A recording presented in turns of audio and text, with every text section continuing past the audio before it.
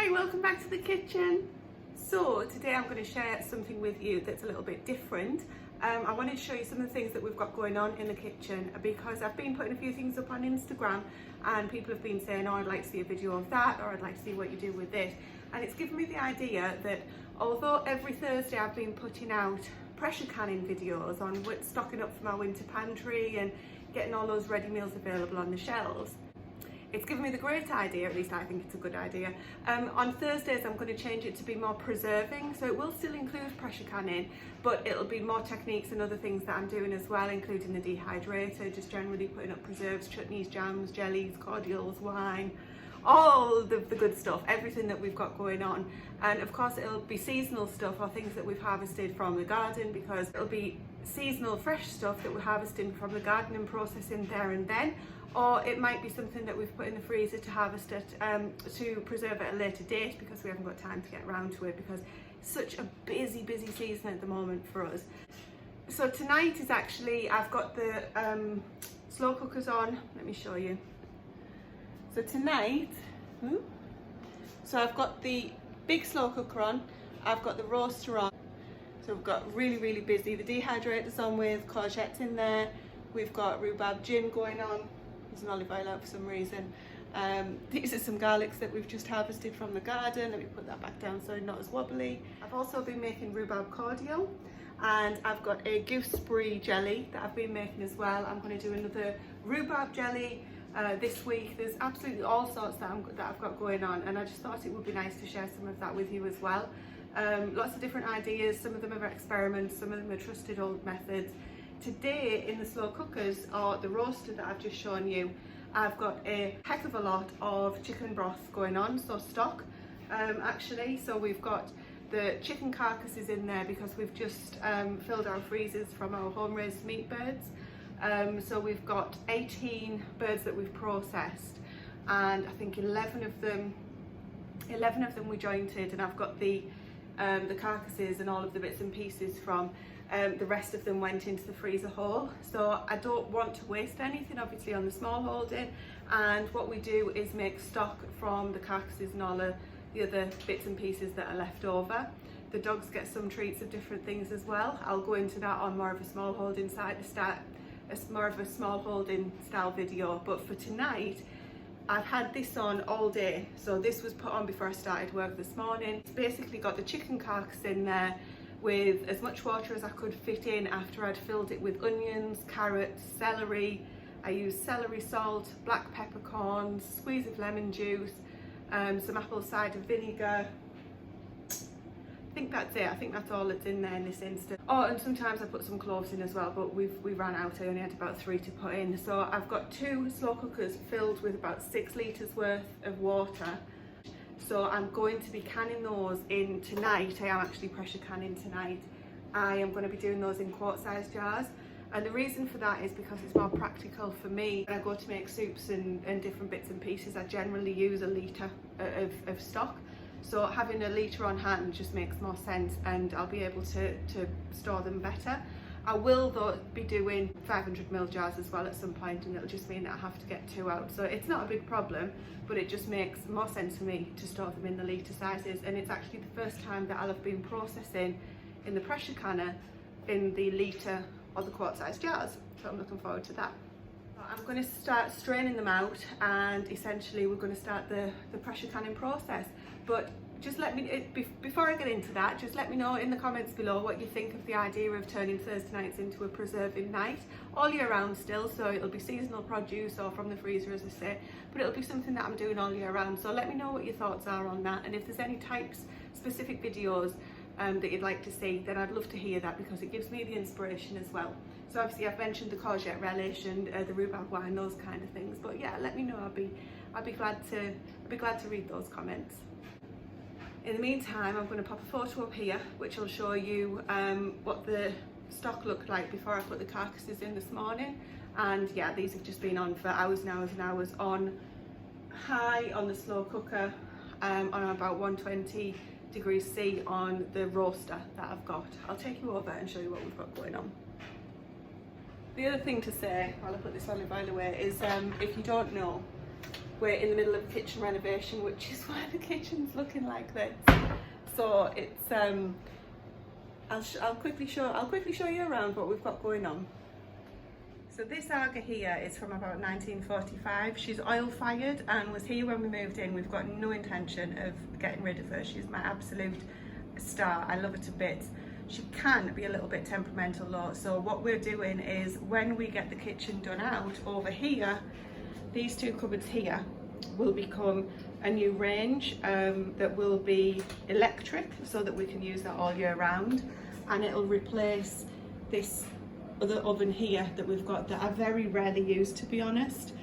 So this here will become a fridge, and then we'll have cupboards here, and the range will go there, and above here where I'm just working at the moment, this will become shelves and storage for me for my pantry items and for my general jars and everything else that I've got going on. So this corner is what I'm looking forward to the most, to have the shelves with all the jars on, all my spices, my herbs, bits and pieces.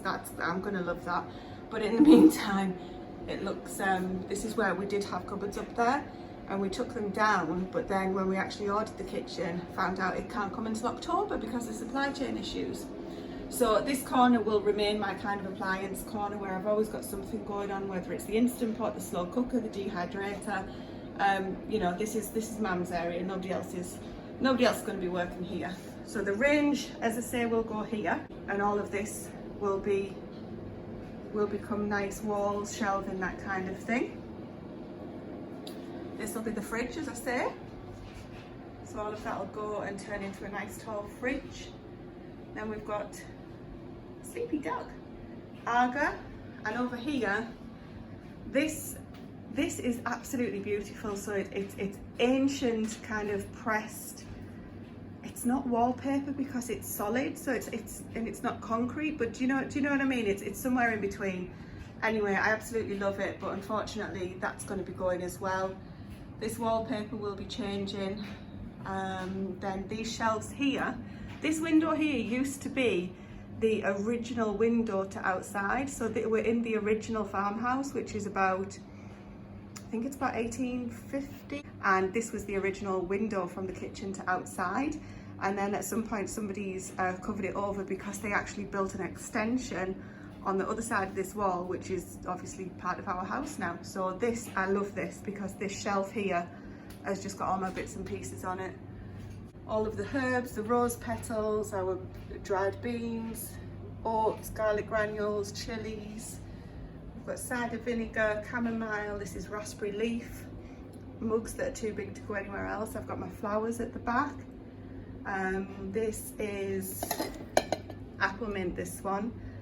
Bite cream and sun cream, very seasonal. Just a lovely tin. Got this off my nana, bless her, before she passed away. Sage, this is the start of my calendula leaves. Oh look, my sourdough, feeling very sad, that needs looking after. And then at the back, these are dried turnips, which are something else that I'm going to show you guys what I'm going to be doing with. And then the pressure canner bits and pieces there. So yeah, that will stay that shelf as it is. And then moving over to here, it was full of wine, but we drank it, and these wine glasses were full, but we smashed them, which is pretty typical for this house. So Stephen made this out of a pallet, and how amazing is that? And then we've got the Christmas Baileys, or the emergency Baileys, depending on what's going on. He also made this for me. So he burnt this out of a log that we had from the Smallholding and a burning tool that he's got. And then here is the archway. This is so thick. It's so thick. That's the archway through, that's my pantry, and then outside. This archway is staying, obviously. It's the original. There's Annie. Hi Annie. Hi Annie. So that's the original archway, so that's definitely staying. This water pipe here used to feed a fridge that was here before we moved in. That's going. And then this wall is obviously going to get plastered and redone. We've got a fridge here at the moment, which will become a garage fridge. And then under here, this countertop These shelves are going and they'll be replaced with counters, with cupboards all the way along, and then this fridge here will become a dresser top, but with a counter below it, but we'll have a kind of a Welsh dresser top there, which will look lovely. But I need somewhere to start storing these books because I've just got like so many books, it's unbelievable. And then along here, see my shoe? This is the dog. She has a thing for carrying shoes around. All of these cupboards will be replaced. And what we're going to do is replace the current sink, one of those butler sinks, the Belfast sinks, whatever you know them as. And that will then, it's got two pieces on it, so we'll be able to do washing and rinsing for all of the produce from the garden at the same time. So if you're interested, by the way, in a pantry tour, that's something I'm going to be sorting out. You know, it's the kids go in there, they put things back wherever they think it should go, which is literally like just by the door, you know, rather than where it should go. So I'm going to get in there and get sorted. So if you're interested in a pantry tour and seeing where I keep my canned goods, which isn't just in the pantry, just let me know, because I think that's something that I love watching other people. So if anybody would be interested in that, let me know. The other thing that's staying is this island. So this is the island, so this is the island that Stephen made. So we've got three stools which someone's recently vacated. So you can sit here and it's really deep for me to work at, and it's also got a chopping board, beautiful chopping board there that Stephen made for me from some recycled wood, just being him. So that's fantastic. But yeah, you can see I've got my quart jars out ready to start getting washed and cleaned up, ready for the pressure canner. And it's getting on, so I think I better get sorted out with this chicken broth. And I think what I'll do is just take out the carcasses and then try and drain out the rest. Making it up as I go along. So some people are a bit squeamish about doing this.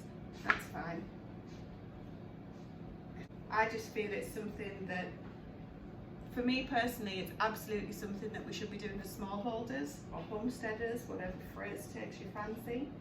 And I just think it's good to do, and it's good skills to have in any walk of life. But unfortunately, there's quite a few people that I've spoken to which find this, to be quite honest, disgusting. But each to their own. What I do doesn't hurt you, and vice versa. So yeah, this is something, my kids know how to do this from me doing it, and if it's a skill that they choose to continue with, I'll be really pleased. Otherwise, we'll just reap the benefits now. Because this stuff is liquid gold. Cheap as chips to make, you get multiple meals out of it, and then it feeds you compost as well as you. What more? What more could you want? Just got a little spider spoon that I'm just going to start taking the rest of this out with. I'll re-drain this as well at the very end. I won't slow down the canning process to do that, but I just don't want to waste any, and of course we can just use that fresh without canning.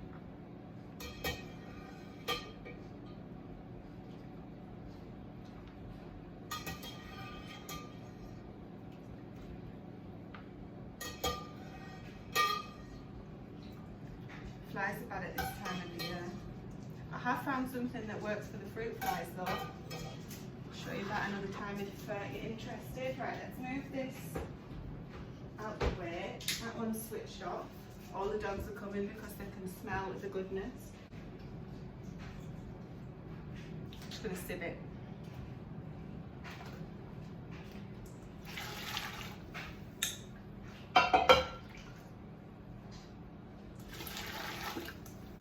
Proper chicken stock colour. Right, I'm going to speed up this process for you guys. Funny I could do that really.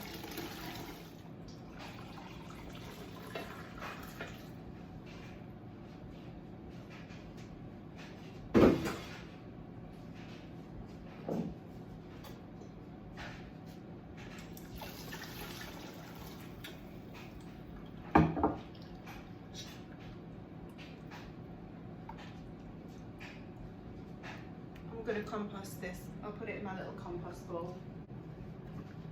And then I'm going to do the same again. I'm going to do the same again with the other one. You can see I quite like to push it, fill it up as much as possible. Oh, the other thing I put in was sage. So don't be scared to use your herbs. Make sure that, where's the other bowl? Sage is quite strong. I was going to put pineapple sage in and I just totally forgot. So some of the herbs you might have seen hanging up, I don't think you can, maybe you can see there. We're starting to bring in from the garden. That's the wrong way around, Tracy. Bringing in from the garden, and we're just literally hanging them up in the kitchen. So with the Argas on all year round, Stephen's saying when we get this new range that I was telling you about, that she's going off in the summer.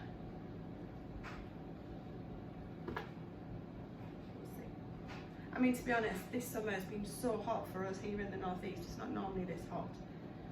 That it has been a little bit too warm, but she's stayed on, and I'm not complaining. It's just an observation. Garlic. Garlic is the other thing I added. Just seen a couple of bits of cloves floating around. So don't be shy with your herbs, your garlic, your vegetables. It all adds to the flavour.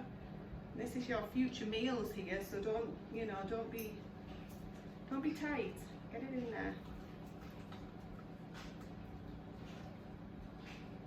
And I could even pick over some of these bones for the meat for the dogs. Some people give the pressure canned, the pressure cooked bones. That these haven't been pressure cooked; they've been slow cooked. But when you can also do stock in an electric pressure cooker, which I do. And people then give the bones once they've been pressure cooked to the dogs. I don't, it's not something we've ever done. I'm always wary with bones and dogs. I've been in the vets too many times for things I shouldn't have been. But yeah, people do that. So that's another thing actually. So it's my electric pressure cooker. So we've got an instant pot, loads of different ones available.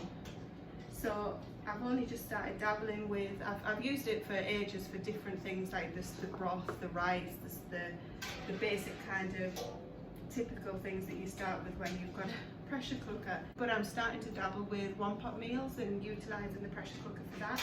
So it's another thing that I might do a couple of videos on. So if you're interested, just let me know. Right, we're getting there with this. Couple more. Right, so I'm going to strain this again, and this stock pot will be pretty much full, and this takes, oh it's too hot, I'll tell you in a minute because there's a mark on there inside to show me how much is in there. So I'm just going to move this and I'll speed you up while I do this next bit.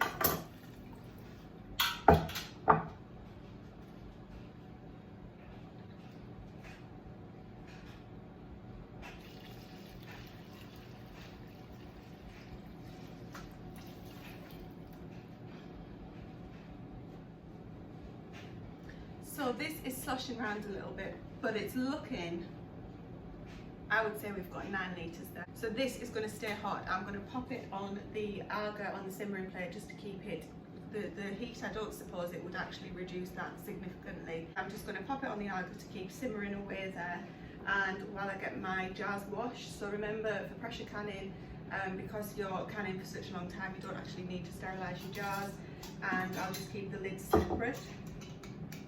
Dog on my feet. Rodney, what are you doing? So I'll separate the lids and the bands, give the jars a wash, and then heat the lids up. You're not supposed to heat them up anymore, but I found when I don't get a good seal. I will get these filled up and over into the canner in the barn. I'm not going to take you along for the entire process today because you've seen me can many times before, and everybody knows. Well, maybe that's not true. Most people are familiar with how to make chicken stock. This is just how I do it. And I like to do it in bulk, so I'm not having to do it every week, which is what I've been doing recently. But in theory, if I get 9 jars now, that's only 9 weeks. And there's 52 in the year, and I use it for other stuff. So there's plenty of other things that I need to be making stock from. Now if you watch my recent freezer tour video, you'll see that I had loads of 6, 7, 8, 9. Did I say I was going to do 10 just in case? No, I'm not. If you watch my recent freezer tour, you'll have seen that I had loads of plastic tubs in there that needed using. Some of them I wasn't sure what was in them. Well, I remembered it's actually pork stock from when we did our pigs. So last time I did the same method but with all pork bones, pig bones. And I bought lots of plastic trays, filled them up, put them in the freezer and did it that way. They're reusable, the plastic trays, but they're not the best quality. And what I found is that you would have to freeze them individually because as soon as you put any weight on them, the lid's beveled in and all of the stock came out the side and they're a nightmare to try and separate. So I'm not a fan of freezing stock in that respect. Given the volume that I need to freeze in, it's too expensive to buy proper freezer containers to do that. So these are reusable. I guess the freezer containers would be. I might have a look into it, we'll see. But anyway, all that to say, this is only 9 jars and we won't touch this until we've finished what's in the freezer. So the pork stock that's in the freezer, believe me, there's quite a lot. If you haven't seen that video, go and take a look. I'll pop a card up here. You can go and have a look at that. Right, I'm going to pop this on the Aga to stay warm, get these jars warmed, washed and warmed up, and get them over to the barn to get pressure canning. I'll show you what the end result looks like. This is going to be so heavy. I've got my funnel that has got measurements on, so we're going to leave 1 inch of headspace. Now these jars are preheated, so they're warm jars. You can do that by just filling them with water, hot water, and when you come to use them, just tip the water out and use them. Because if you just leave them at room temperature or cold and you put this hot water into them, there is every chance that they'll crack due to thermal shock. And if you want to know how I know that, hang around to the very end of this video. Now I need to wipe this rim with the vinegar cloth and get the lid on and then get going with the rest of these and I'll be back.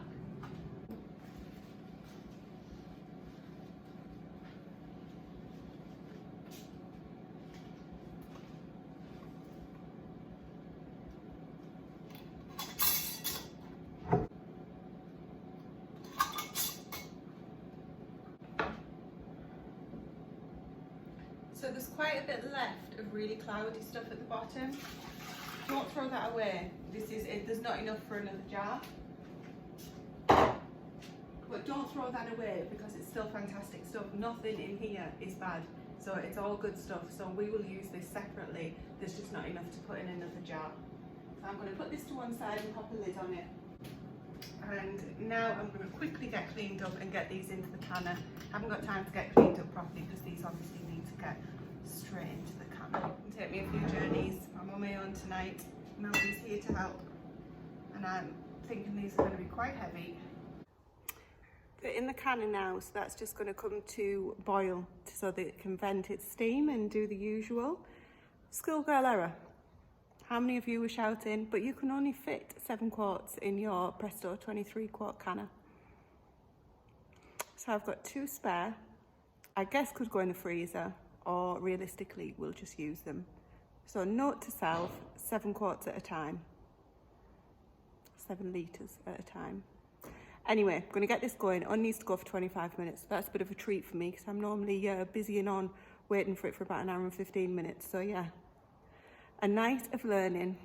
Actually, what I think I'll do, because I've got another batch of stock to go on in the slow cookers or the pressure cooker, whichever one I decide to do, I might just keep this and reheat it in with the rest so that I get another 7 quarts to do. I think I'll do that actually. Yeah, I will. I'm going to do that. Well, I'm pleased to say every one of those jars has sealed well. So I've taken the rings off, the bands off, given them a good clean. Make sure that the seal is good, and I've put them on the shelf with the other things that we're building up. So really pleased about that. I'm so excited to finally have chicken stock on the shelf. It's been one of those things I really wanted to get done.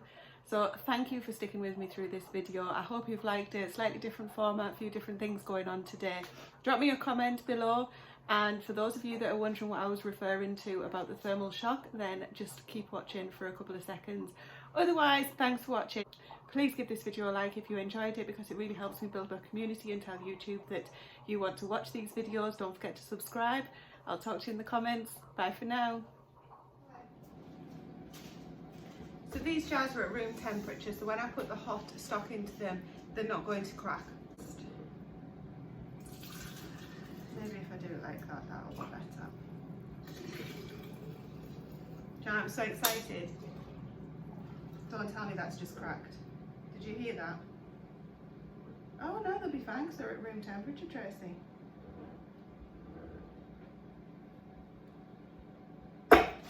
Shit. So, I could easily cut this out and tell you everything went fine and that you don't need to use hot jars, room temperature is fine. But that teaches me for listening to other people and not listening to the proper way of thinking. So I watched a video recently that said about the room temperature jars being absolutely fine. Maybe that jar was just dodgy. Maybe it wasn't. But I'm not going to risk it because they are far too expensive to have that happen to. So I'm going to add this in at the end of the video. So if you're still with it, brilliant. And consider it as learning that I've now got those jars in the sink with hot water in them so that they don't suffer the thermal shock, and I will now do that every single time, or put them on the Aga to warm up, but I haven't got time for that now because this needs doing. And I've got chicken stock